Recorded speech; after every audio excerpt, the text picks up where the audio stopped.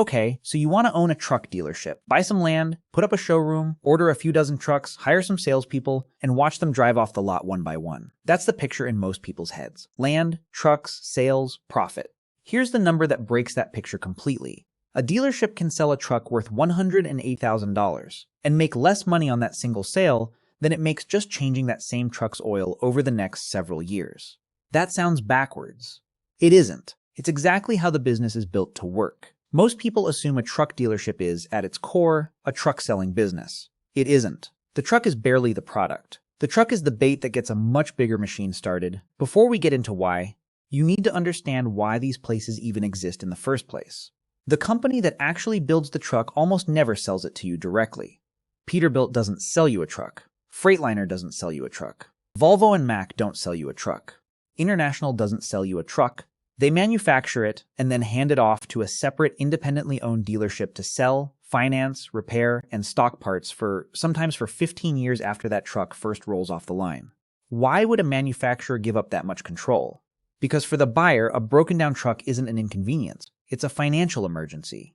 A trucking company loses real money for every hour that truck sits still instead of hauling freight. So buyers don't just want a vehicle. They want a nearby repair shop, a wall of spare parts on standby, and a technician who can fix the problem today, not next week. Building that kind of local infrastructure everywhere, for every truck they've ever sold, would bury a manufacturer in real estate, payroll, and regional risk.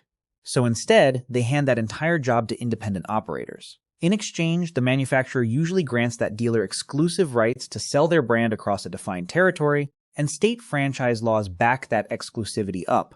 But if the manufacturer needs the dealer this badly just to function in a local market, who actually holds the power in that relationship? Hold on to that question, because the answer flips depending on whose year it's been. In a strong year, the manufacturer holds the leverage. They control the supply of new trucks, they set the pricing tiers, and they can steer the most desirable inventory toward whichever dealers are hitting their sales targets. But in a weak year, that power flips almost completely. The manufacturer can't sell a single truck in that territory without the dealer's showroom, its service bays, and its local reputation already built up over years. A factory sitting in another state can't fix a broken axle on a highway at 2 in the morning, and it certainly can't do it for a trucking company that's losing money for every hour that truck sits parked on the shoulder. Only the local dealer, with a physical shop and a technician nearby, can actually solve that problem. That mutual dependency is exactly why franchise protection laws exist in nearly every state, preventing manufacturers from simply cutting out an underperforming dealer and opening a factory-owned store right next door. Now let's talk about what it actually costs to open one of these places, because it is nowhere close to what people picture. You need somewhere between 10 and 25 acres of reinforced heavy-load pavement, engineered to hold vehicles that weigh over 80,000 pounds without cracking apart underneath them. And on that land, the showroom is basically decoration. The real structure is a repair facility with anywhere from 15 to 40 service bays, overhead bridge cranes, heavy-duty lifts, and diagnostic computers that are often locked to one single manufacturer's proprietary software. Let's run the actual math out loud, because the total surprises almost everyone. Land alone runs $5 to $12 million. Construction of the buildings and service bays runs $7 to $18 million. Diagnostic tools and specialized shop equipment add another $1.5 to $3.5 million. Before a single truck has been sold, you also need $2 to $5 million sitting in parts inventory on the shelves.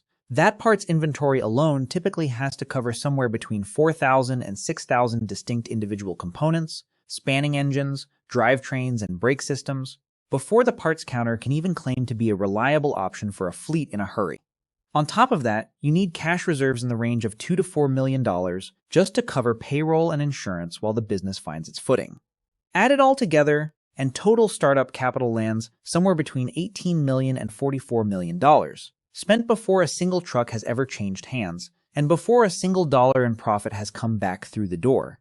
On top of all that, manufacturers enforce something called an image program, a strict set of rules dictating exactly what the building has to look like, how many service bays it needs relative to the size of the territory, and which specific components have to be kept in stock at all times. These aren't gentle suggestions. Falling out of compliance with an image program can put a dealer's entire franchise agreement at risk, which means the manufacturer effectively controls how the building looks and operates for as long as that franchise exists, even though the manufacturer never paid a cent toward constructing it. And here's the twist almost nobody warns you about going in. Even after spending tens of millions of dollars to build the place, the trucks sitting out on the lot still aren't fully paid for. This is where most outsiders get confused. A single new commercial truck costs somewhere between $120,000 and $190,000 at wholesale. Multiply that across a lot holding 50 to 100 trucks, and you'd need $6 to $19 million in pure cash just to own that inventory outright. Almost no dealership does that. Instead, they use something called floor plan financing. A bank, or the manufacturer's own in-house lending arm, such as Packard Financial or Daimler Truck Financial Services, pays for the truck the second it leaves the factory. The dealership takes physical delivery, parks it on the lot, and then pays interest on that loan every single day the truck sits there unsold. Let's do the math on one truck. A vehicle worth $160,000, financed at roughly 7.5%, cost the dealership almost $33 a day in interest alone, just to exist on the lot doing nothing. Leave it there for 4 months, 120 days, and you've quietly burned through close to $4,000, which can wipe out most of the profit that truck was ever going to generate, and it gets worse the longer it sits. Lenders force something called curtailment payments, which require the dealer to pay down about 10% of a truck's value every 30 days once it passes 9 to 120 days unsold. So an unsold truck isn't just sitting there looking optimistic on the lot. It's actively draining cash out of the business, one day at a time. The longer a truck sits, the more dangerous it becomes. Now here's the number that actually changes how you see this whole industry. Look at the income statements of the big publicly traded dealership groups, and new truck sales bring in roughly 45 to 55% of total revenue, sometimes over half the money coming through the door. But that same new truck department produces only 12 to 18% of total profit. Half the revenue, less than a fifth of the profit. The math simply doesn't line up, and that gap is the entire story of this business. If you're finding this breakdown genuinely interesting so far, take a second to hit subscribe and like the video, because the strangest part of this business is still ahead of us. So if trucks aren't the moneymaker, what is? Start with financing. When a customer buys a truck on credit, dealership almost never lends the money itself. It acts as a broker sitting between the buyer and a commercial lending company. The lender quotes the dealership a wholesale interest rate, let's say 7%. That's called the buy rate. The dealership's finance office then negotiates a slightly higher rate with the customer, say 8.5%. That's the sell rate. The gap between those two numbers, about 1.5%, gets calculated across the entire length of the loan, often 4 to 6 years, and paid to the dealership up front, in cash, the moment the deal closes. Because arranging that spread costs the dealership almost nothing, profit margins on financing regularly land between 85 and 98%. A single financing deal can generate $3,000 to $8,000 in pure profit, and that's frequently more money than the truck itself made. But financing still isn't the biggest secret in the building. Sitting right alongside every loan, the finance office sells extended coverage. Commercial trucks rack up 100,000 to 150,000 miles a year, and a major failure in the engine or the emissions system outside of factory warranty can cost $20,000 to $40,000 to repair. So buyers pay for extended protection plans covering the engine and the emissions equipment. They also buy something called guaranteed asset protection, which covers the difference if the truck is totaled and the insurance payout doesn't fully cover what's still owed on the loan. Margins on these protection products routinely clear 60 to 75%. None of this is a scam from the buyer's side. It genuinely protects them from a 5-figure repair bill. It just also happens to be some of the most profitable paperwork in the entire dealership. The finance office doesn't stop at protection plans either. It also sells physical add-ons, auxiliary power units that let a driver run the cab's electronics overnight without idling the engine, custom aerodynamic fairings that improve fuel economy on long highway runs, and telematics hardware that tracks the truck's location and engine health in real time. That last one matters more than it sounds. The moment a telematics sensor detects a warning code, it can automatically notify the dealership's own service department before the driver even realizes something is wrong, quietly directing that future repair job straight back to the shop that sold the truck in the first place. Now we get to the department that actually keeps the lights on, service. While new truck sales rise and fall with the broader economy, repair demand almost never fully stops, because trucks that are working have to keep working. The dealership charges customers somewhere between $160 and $250 an hour for labor, while paying its own technicians $35 to $55 an hour to actually do the work. That gap alone produces gross margins of 65 to 75%. Before you even count overhead, there's a second trick layered right on top of that first one.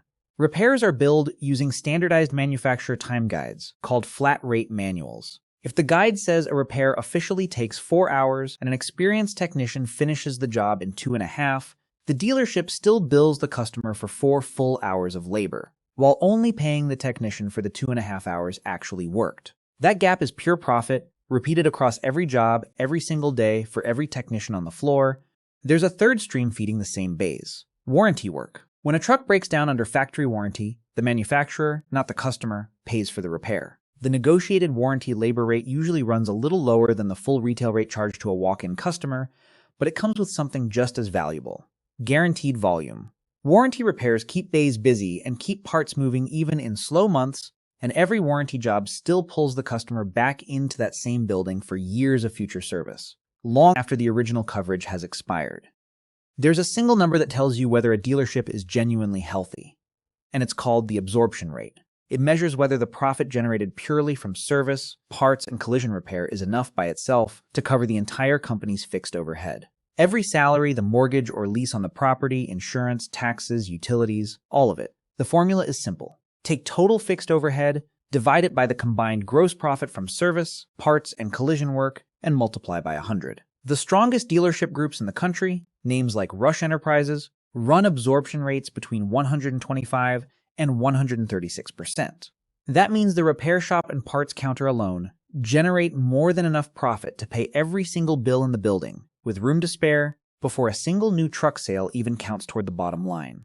At that point, truck sales stop being the business and start being a bonus sitting on top of it. A truck sold once can generate revenue for a decade after it leaves the lot.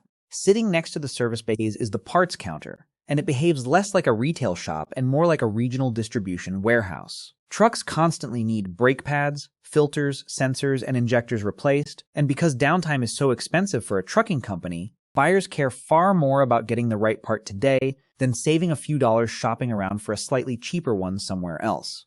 Dealerships holding exclusive rights to a manufacturer's parts effectively become the only fast option for miles around. That pricing power produces margins of 28 to 36% on inventory that turns over constantly rather than sitting on a shelf. It's quiet, it's unglamorous, and it's one of the most reliably profitable corners of the entire operation. The parts counter actually serves 3 separate customers at once, and each one feeds the others. First, it supplies the dealership's own technicians working on repair orders inside the building. Second, it sells directly over the counter to independent repair shops and owner-operators who'd rather buy the part locally than wait for a shipment. Third, many dealerships run their own delivery vans, driving parts straight out to major fleet maintenance yards across the region, sometimes multiple times a day. That third channel alone can turn a single parts department into the fastest, most reliable supplier for every independent mechanic in the area, without that mechanic ever setting foot in the showroom. Used trucks are where things get genuinely interesting, because unlike new trucks, the price isn't dictated by a manufacturer's fixed invoice. When a fleet trades in a batch of 4 to 6-year-old trucks for brand new ones, the dealership's appraisers value those trade-ins conservatively, factoring in wear, tires, and resale risk. Those trucks then pass through the dealership's own service bays for reconditioning and safety certification, which means the dealership captures internal profit at the repair stage before the truck is ever offered for sale again. Once it's back on the lot looking retail-ready, it sells to owner-operators or smaller regional fleets. Because profit gets captured twice, once in reconditioning and once at resale, used truck margins routinely land between 10 and 18%, comfortably beating what that same dealership typically makes on a brand new unit. Not every trade-in ends up on the retail lot either. Units that don't fit the local market get pushed through wholesale channels or digital auctions instead, which lets a dealership manage its used inventory levels actively rather than being stuck holding trucks nobody nearby wants to buy. Then there are fleet customers, and this is where the entire scale of the business changes. A construction company, a logistics firm, or a city government might operate anywhere from 20 trucks to well over 1,000. Land one fleet contract for 100 trucks, and you've just created a single customer that needs somewhere between $1.5 and $2.5 million a year in ongoing maintenance and replacement parts, completely on top of the original sale. Many of these relationships come wrapped in contract maintenance agreements, billed by the mile, something like 12 cents per operating mile, which guarantees steady, predictable cash flow into the service bays for years at a time. And once a fleet's operations are plugged into a dealership's parts delivery system, telematics and repair scheduling, switching to a competing dealer becomes genuinely disruptive to their entire business. Every driver has to learn a new service location, every maintenance record has to transfer over, and every billing arrangement has to be renegotiated from scratch. That friction is exactly why fleets tend to stay put for a very long time, sometimes for the entire operational life of the vehicles themselves. Landing a 100-truck fleet account isn't really a single sale. It's closer to signing a decade-long subscription that happens to start with a truck changing hands. There's also a layer of money moving behind the scenes that customers never see or even know exists. Manufacturers build a hidden allowance, usually 2 to 3% of a truck's invoice price, directly into what they charge the dealer, and then quietly refund that amount to the dealer once the truck actually sells. It functions as forced savings, guaranteeing the dealer a baseline profit even on a truck sold at a razor-thin sticker price. On top of that, manufacturers run tiered volume bonuses. Hit 100 units sold in a quarter, and a dealer might earn $1,000 per unit. Cross 200 units, and that bonus can jump to $3,000 per unit, applied retroactively across every single truck sold that quarter, not just the ones past the threshold. This is exactly why a dealer will sometimes sell one truck at a razor-thin margin, or even at a small loss, right before the quarter closes. That single unprofitable sale can be the exact unit that pushes the dealership over a bonus tier worth millions of dollars across the entire lot. Manufacturers sweeten the relationship even further by subsidizing local advertising, funding technician training programs, and contributing toward facility upgrades. On paper, these look like gifts. In practice, they're strategic. A better trained technician sells more repair hours. A well-funded local ad campaign sells more trucks bearing that manufacturer's badge. Every dollar the manufacturer hands over is really an investment in keeping its own brand competitive in that dealer's territory, not generosity for its own sake. Of course, none of this is immune to the wider economy. Truck sales are tied directly to freight demand, and freight demand rises and falls with everything from fuel prices to construction activity to interest rates. When freight slows down, trucking companies stop ordering new equipment almost immediately. Unsold inventory piles up on the lot, floor plan interest costs start eating into cash reserves, and used truck values can drop sharply, forcing painful inventory write-downs. On paper, every one of these pressures hits at exactly the same time, which is what makes a freight recession feel so sudden from the inside. Sounds like a business in serious trouble. Well, almost, because there's a strange silver lining hidden inside that downturn. When fleets stop buying new trucks, they don't stop hauling freight, they just keep running their older trucks for longer than planned. And older, higher mileage trucks break down more often. That sends a wave of high-margin repair work straight into the service bays and the parts counter, right at the exact moment new truck sales are drying up.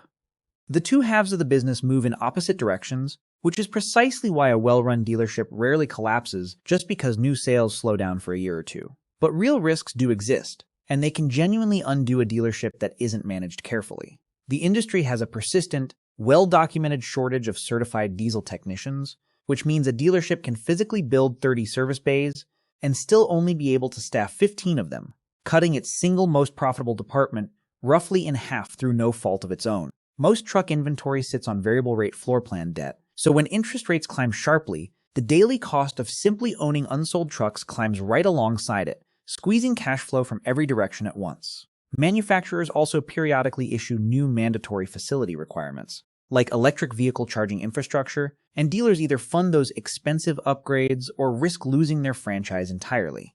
And warranty reimbursements from manufacturers aren't automatic or guaranteed.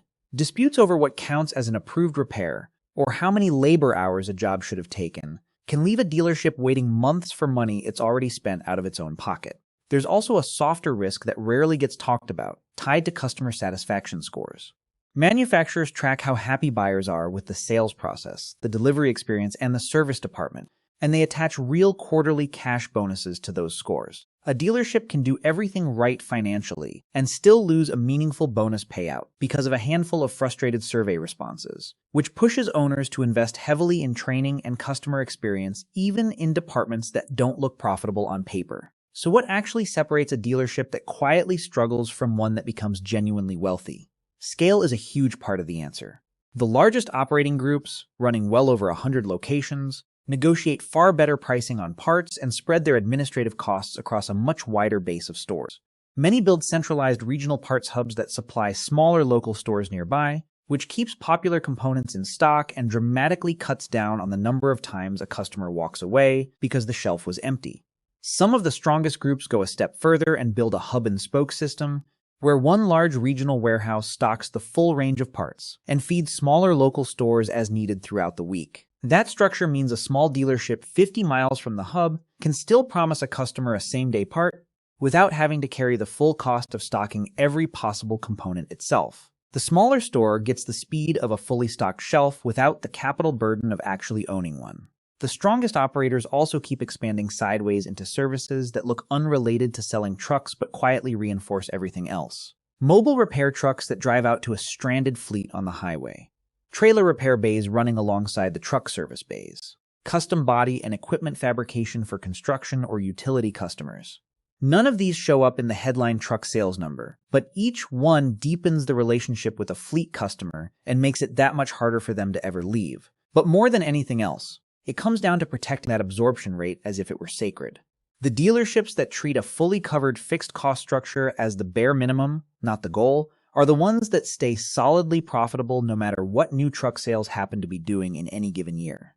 Let's put actual numbers on the two ways this can go, because that's really the honest way to end this. In a genuinely good year, with fleet buying strong and interest rates stable, a mid-sized dealership might generate around $15 million in combined gross profit across sales, service, parts, and financing, against roughly $10 million in fixed overhead, leaving a net profit somewhere around $5 million.